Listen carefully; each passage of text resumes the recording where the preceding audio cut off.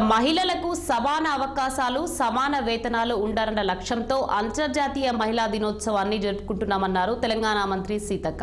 హైదరాబాద్ యూసుఫ్గూడలో మహిళా సాధికారత action plan work shop కార్యక్రమానికి ఆమె హాజరయ్యారు.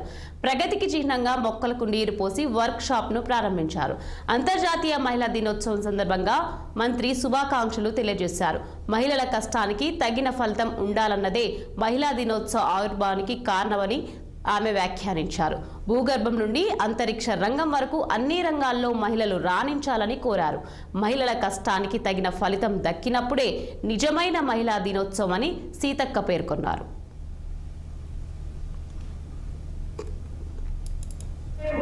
ఆర్థిక శాస్త్రవేత్తలు మాటలలో రాతలలో ఉండొచ్చు కానీ కుటుంబంలో ఫస్ట్ ఆర్థికవేత్తలు అంటే మహిళలే. మహిళలే పెద్ద ఆర్థికవేత్తలు. ఎందుకంటే 100 రూపాయలతోటి లేదా 10 రూపాయలతోటి కూడా ఆ ఇల్లుని గడిపించి తర్వాత మిగతాది అప్పు తెచ్చో ఏదో చేసి నడిపించి పిల్లలకు కడుపు నిండా అన్నం పెట్టి కుటుంబాన్ని సాఫీగా సాగగలుగుతుంటారు.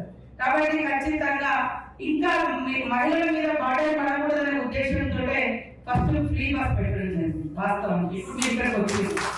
ఇక్కడ డబ్బులు లేవు. హైదరాబాద్ నుంచి ఇంటికి పోవాలి, డబ్బులు లేవు, పోవడానికి అవకాశం ఒకటి. కొంతమంది వ్యతిరేకించింది. నేను ఏమంటే సరే నచ్చిన వాళ్ళకి నచ్చకపోవచ్చు, కానీ ఇదైతే పేదవాళ్ళకి ఉపయోగపడుతుంది కదా. ఒక ఇంటర్నేషనల్ ఉమెన్స్ డే పురస్కరించుకొని ఈ నెల 8న సికింద్రాబాద్